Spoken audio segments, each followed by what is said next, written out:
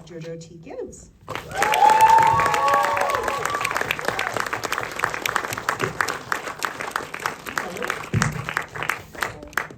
Okay, so I'm just gonna kick it off. What attracted you guys to this film? Like, what was your first impression when you read the script? And I'll start with you, Caleb. First off, hello. Thank you so much for coming and watching the film. Been waiting and a little nervous to see what you guys think. Is that right?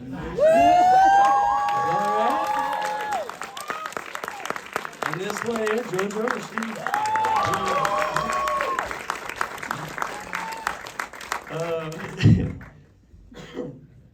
no, but when reading the script, just thought it was wild, saw all of the things that could go wrong, and didn't know where to start, and Luke started very simply by having me over, talk, go through the script little by little, and after about 5 months, I was very comfortable with the guy. So by the time I was over in France and meeting wolves and taking walks with an elephant and talking to doctors and getting dance lessons and singing lessons, even though I didn't sing in the movie. You know, it all started kind of one thing led to another thing, and kind of informed more and more what it was to do. But at first, just had no idea what to make of it, except that I had a kind of a sick feeling in my stomach of, oh man, this is great, but oh man, you could really mess it up, or really waste everyone's time, So. For me, excuse me, deep voices. Anyway, I didn't get the full script until after I got the role. I initially got the audition, and it was 2 scenes, and just from the breakdown and seeing Luke Besson and Caleb Landry Jones, and I had seen him in Get Out and The Outpost, and I was like, oh, hell yeah, like I gotta get this role, and my agent called me so hastily about it. He was like, what are you doing? I was like, doing an audition. He was like, scrap that. I got another one for you. Get it back to me tonight. I was like, oh, send it to me. And it was Luke Besson, and I was like, this is why the energy. And I sent it back the same night. Oh, I'm talking too much. I sent it back the same night, and I think it was really quick. I got the role probably the next day, and then they trusted me with the full script. Wow. Amazing.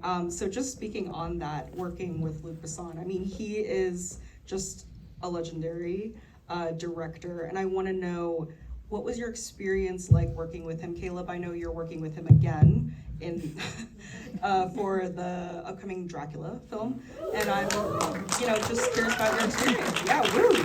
There's room for another Dracula? There's always room for more Dracula, I think.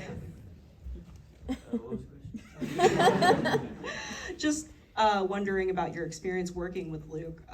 What did you have any expectations going in, or what was the experience like? Well, first off, I just wanted to say more. So Jojo, like after that tape, after she did the tape, Luke was really, really excited, and he's going, I found her, I found Evelyn, I found her, she's incredible.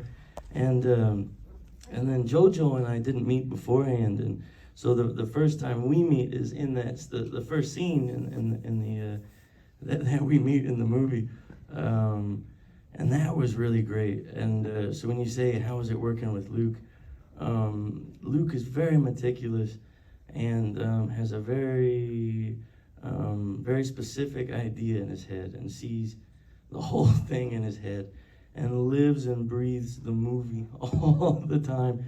It's all he's talking about, pretty much, from morning till when you see him at night. And so there's this person just working in this kind of way and planning everything so specifically that you're able to have 124 dogs, which is just a heck of a mess. And everyone's not doing what you're supposed to do, and he's still able to. I got that no, I just need this. Okay, I got that. I need this. Nope, still need this. And when you watch the movie, to me, I'm just in awe of how he's put it together. Something that on set was just 47 voices, and and 35 of them were animals, and 10 or 12 of them were people, But so it was a really amazing opportunity in many ways. But yeah. I agree. Working with Luke, he's so passionate. I mean, this is the only part. Is it? Hello? No. I felt loud. Dang. Okay. Oh, boom. There it is. They don't want me saying anything. I will be quiet. I love listening to Caleb, so I'm in accordance. Anyway, I love working with Luke. He was, like Caleb said, very meticulous and intentional. He had this huge 3-ring binder that was clearly more than the script. I don't know what was in there, but it was a lot of detailed information. And he would meet with us in the morning, and just a dedication of his time and the respect that you could tell the crew had for him was so evident, because the crew ran kind of in a militant kind of way, in the best way, just very efficient. And you could attest that to their respect for his passion for it. And he, like we were talking about earlier, like Luke was telling me his story. He has a movie. Like, his story is a movie, low key. He learned all the different roles on set. So, when you can not only ask for something, but give a solution to it as well, I think that's very special for a director to be able to do, and that probably adds to why they respect him so much. Yeah, definitely. I think being able to understand every single position on set gives you a lot more insight when you're filming. So I just want to talk about the movie specifically. Caleb, you have a lot of physical scenes in this, not only just wearing the leg braces, but also performing drag and just expressing yourself. Can you talk about that aspect? Was it a challenge, or was it something that came more naturally to you? I don't.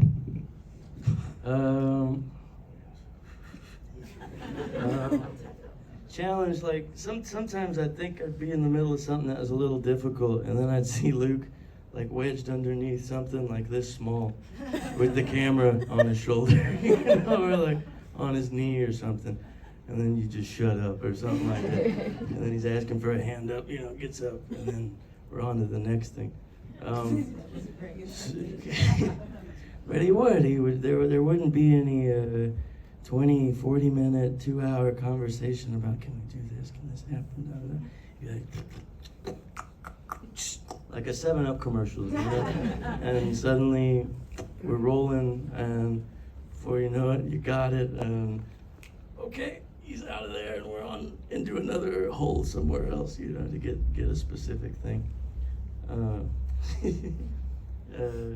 Yeah. I lost myself a little bit. Just thinking about all the places I saw him fit himself to get a shot, and really close, and you won't believe how close I got you. You will never believe how close I got you. Well, he has some great takes in this film, so I think that was worth it, at least probably to him, and also probably to the audience here. Yeah. Just adding to that, I mean, I'm curious about the drag and the scenes that you had to perform. How much practice and preparation did that take? It was a lot. I don't know French, so I'm a mess. The tongue doesn't work. I still don't know any French. Tonio Descavel, who's an actor that has worked with Luke many times, he came in, and he's in the film. He's one of the police officers in the beginning of the movie. But he came in and helped me phonetically learn that damn song. And along with helping me with lines too, which I'd never had that kind of help with, which I think is the reason why I was able to spar with Jojo and keep up. And Jojo, so I'm curious, when it comes to this final scene in this film, Evelyn, what is going through her mind, and what is her impression of Doug as she's leaving? Because she's sort of like a cipher, you can't really detect her deep feelings. What do you think she is going through her mind, especially when she sees that dog appear in front of her house, which is kind of kind of scary considering what you know about him. Yeah, you thought it was scary. Well, I don't know. It's kind of like he was kind of like the guard dog. If it was the corgi, I would have been fine. This is like a Doberman, so I don't. The Doberman, shows the level of protection that he's. Yeah, we love Dobermans. They are a little scary looking though. They look like Dobermans. they're about business. Justice for all Dobermans. Just that particular one, I was like, Yes, I met him in person. He was really sweet. I think at the end of the scene, she, as a prison psychiatrist, I would assume you probably come across some interesting characters who may be a little devious in the mind. So when you actually meet a criminal that you're like, you're not a bad person. You're just a person that's been through a lot and had a lot of bad experiences, and somehow you're here right now. I think she empathized with that because, she probably was, in the same predicament. I have a few friends that are therapists and psychiatrists, and usually you have personal experiences you go through that influence you wanting to have that type of job, to be able to help people. So those are just the assumptions I made when I read the character, to give her a backstory. And so I think that's why she really connected with Douglas at the end, because she was like, damn. And she had to walk out, and she probably felt like he should be too, like. Walk out? Well, roll out. No offense, sorry, that was a bad joke. I mean, technically he didn't kill anybody. Those dogs, they have a mind of their own. Yeah, free will, right? It's like a Charles Manson situation, I think, but Charles Manson. So, Caleb, I'm curious, working with all of those dogs, did you have any incidents? Was it, I can imagine it's probably not far from wrangling cats, which is, maybe not as chaotic, at least dogs listen to instructions. What was that like, and did you have a favorite dog? Yeah, you asked me that earlier. I was curious about the answer. There were these, not my favorites, but there were these two, the stinkiest. There are these two dogs that were the ones on the couch that looked like pillows, And so those just smelled so bad. To the point to where Luke saved to shoot them. He'd always save till the weekend, the Friday. So we'd shoot on the Friday, and then it'd have Saturday and Sunday to air out. So because it was just so bad, and that's a testament to him and how thoughtful he is to his crew and all of us, because it was really, really bad. But I think my favorite one was that big one, that kind of one of the ones that saves the day at the end, that gets up on the desk, knocks the guy out, or whatever happens to him. But she was really sweet, and she came over kind of late, and a lot of those dogs came from shelters. And so she came up, and she was a bit cut up and stuff, and she was just the sweetest, slobberiest, but just mammoth, But I liked her a lot. Oh my God, I don't know how you lasted on. I would have gone home with all of those dogs, and I'm From really France a to dog person. America, it's tough. Johnny Depp got in some trouble with a dog or some cat or something like that.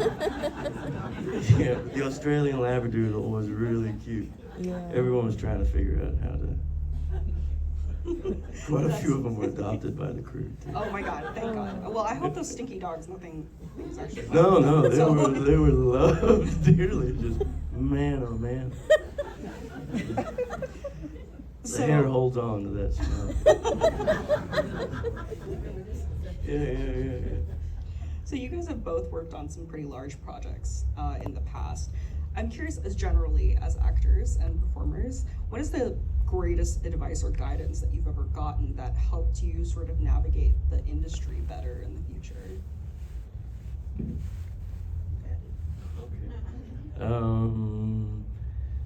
Advice, don't be late, kind of stuff like that, probably. The work doesn't stop, or something like that. 100%'s not good enough. You know? Don't overwork yourself. I mean, you need some time off too. No, those are good, you know. I would say this is a little. I'm like, I give myself the best advice. I'm like, I personally, that what's helped me is believing in a higher power, because I have to just believe in something beyond what I can see and people. So that's what's allowed me to keep a sound mind. Honestly, that's kind of like how I keep my mental health. And yeah, that's it. That's the main one right there. Is not caring about people's opinions, and allowing the anger or whatever you feel, the disdain, to fuel you forward rather than to hold you back. So that's good advice, I think, for most people, not just actors. And I'm curious, you know, as performers, I'm sure you guys have an ideal, you know, filmmaker or actor to work across. Do you have like a wish list of, like, if somebody handed you like a blank check and went, you know, you can work with this person, whose name would you write on that check? That doesn't really make a lot of sense, but yeah, I think you know what I mean. Put my name on the check. You know, I met Quentin Tarantino in a club my first year in LA, and I just feel like I'm gonna work with him, because we had a moment, and he kissed my hand, and this girl was like, "Oh my gosh, you are blessed forever, Quentin Tarantino, kiss your hand." I was like, "Girl, I've been blessed, but yes, I was like, "Let me see that." And so I heard he had one more movie. I'm gonna get my people on it. So yeah, we gonna see.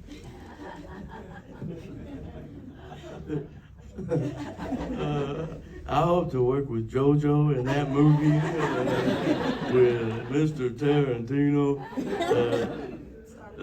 Yeah, Gene Wilder's dead. You know? I mean, that's fair.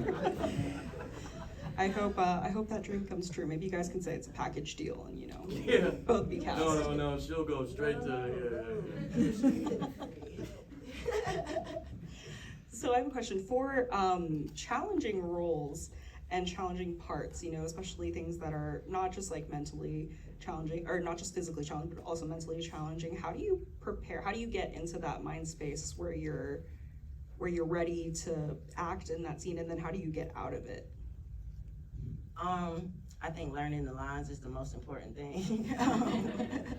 I make sure I study the night before and the day of. And yeah, like this was probably the most dialogue heavy that I've done, in terms of, you know, the last day Luke had us do all, I think it was 8 or 9 pages in one take, and we didn't know we were gonna do that.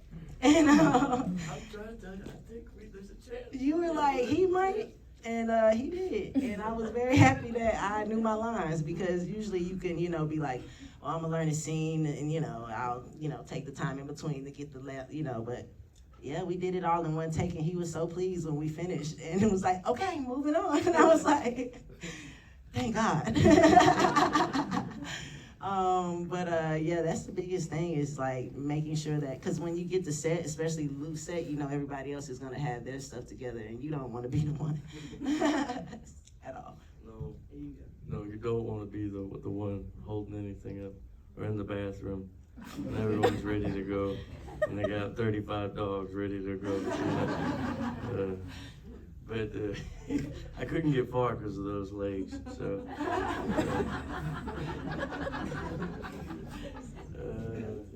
What was the question? You were asking about something about getting rid of stuff. Yeah. Taking challenges. Yeah, when you're getting into like a challenge, I mean, especially for this character, he's really, I mean, there's a lot to take on. Like, he's got a lot of layers to him, like literally sometimes. Yeah, but Luke is, I mean, it's not his first rodeo. So, I mean, I love his movies. And his movies are very much himself all the time. Even if you don't like them, they're very much him. And I love that so much. So a lot of that's just about following him and trusting him. and then trusting your own intuition and gut and all that stuff, and the hard work that you do beforehand.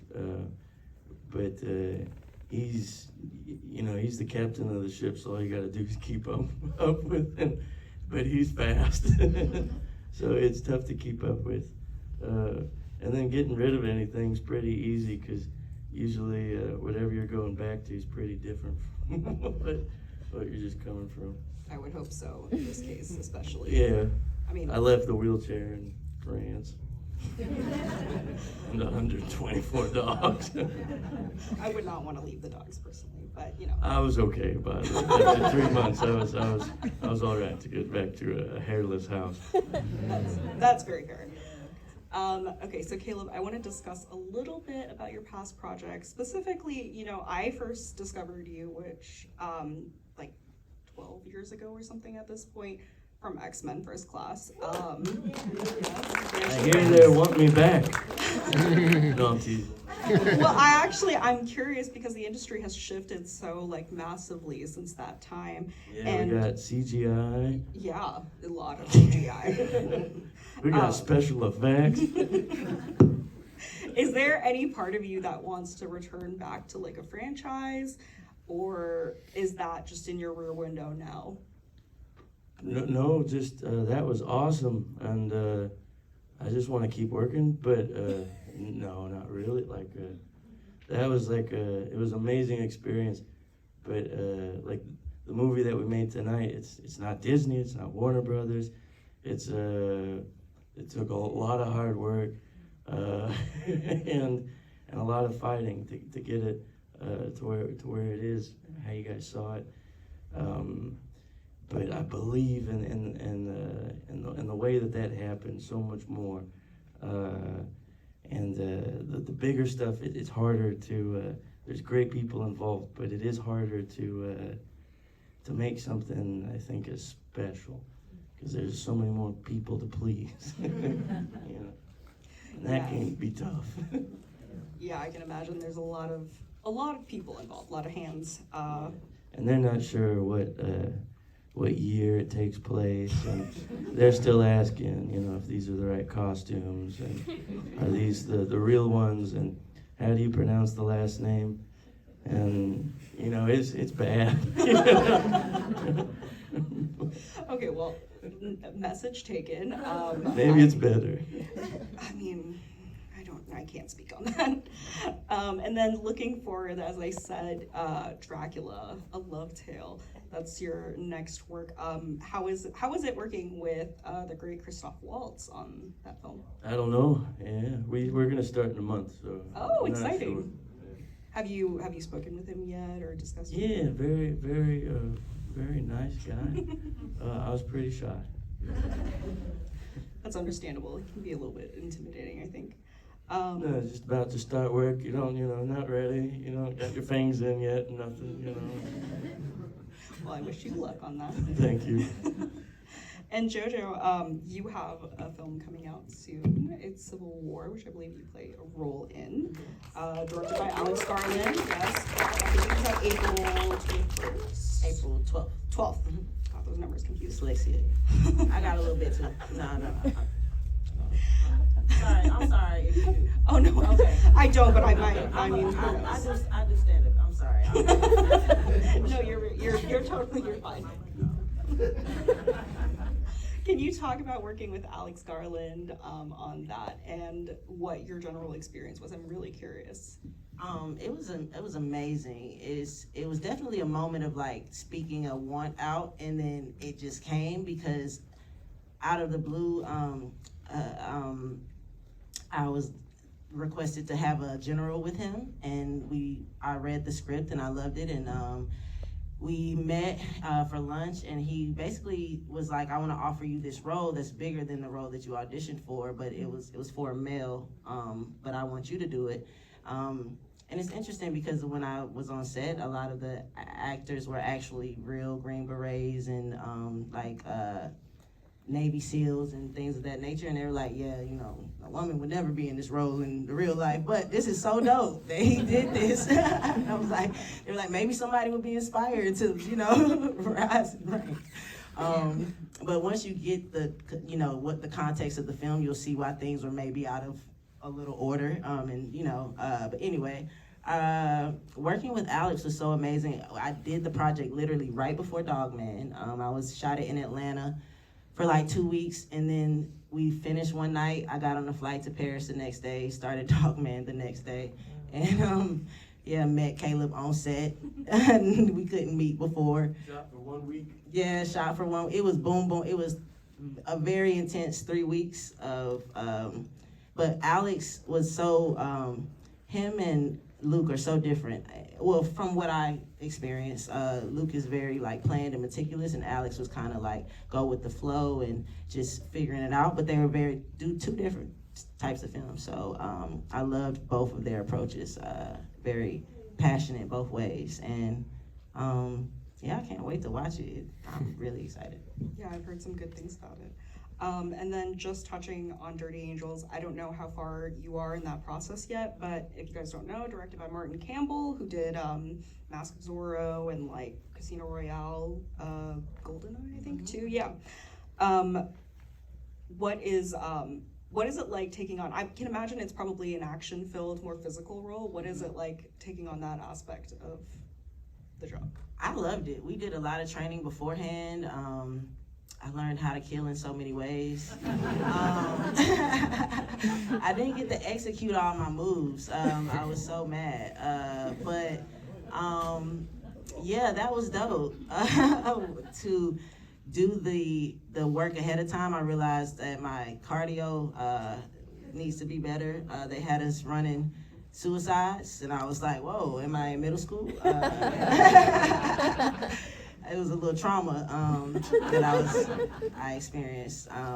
But it was incredible. We shot it in Greece, and that was dope. Thessaloniki, Greece. No shade, it's not sexy Greece, but it's nice. It's nice. It's not sexy. Sexy Greece is Santorini, Okay, me either. I've never been to those places.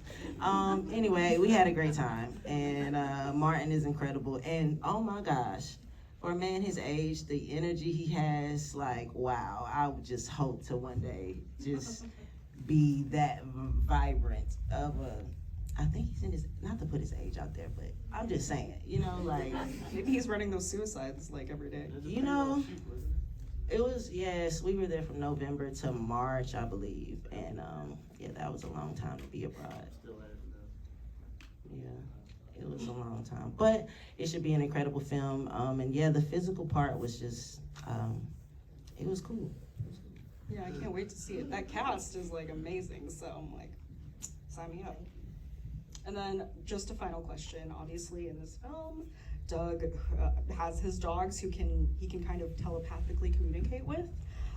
If you could pick a fictional animal to have that type of relationship with, which one would it be? Which ones rule the planet? The bees, or what's got us? Well, it depends on what media Is you're it us? talking about. I don't know. That's a silly question. I'm not sure. I never was big on Aquaman. It was nice though. We got to show the film in China, and it was the same week Aquaman was coming out, and we beat Aquaman. It felt so good.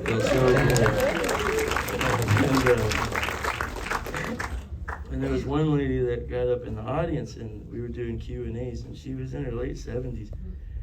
And she got up and she was talking about, through her grandson who was translating for her, she was crying and telling us that she'd been sold several times as a child, and that she had dogs, and that her dogs, she didn't treat them well enough. And something about how she felt very guilty for not giving them that love. But now she has a family of her own in time, and she said it's through her children, and now they have animals, and it meant a lot to go over there and show the film over there, but to have some folks like herself talk about it I don't know why I brought that up. Probably because the last time I was in front of people with the movie was in China, and that just popped in my head. But so I just want to thank you guys so much again for seeing this movie, and I hope you guys also got something from it. I don't know if we're done. I'm tired. I don't know if you guys are.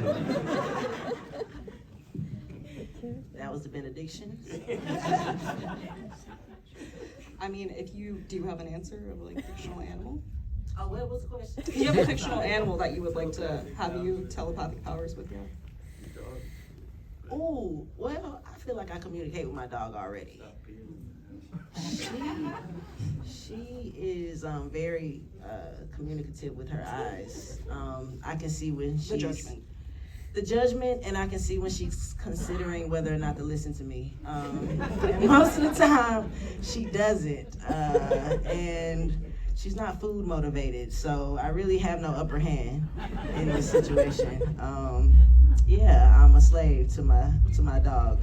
So that's who I would probably communicate with, because I think she says some funny things, probably. I wouldn't be living together anymore. Probably not. She probably talk cash shit, to be honest. Okay, well, that's amazing. I almost hope that doesn't happen because that I don't know if I could handle the truth from my pet. But I want to thank you guys for talking with me and answering questions. Thank you, everybody, for being here.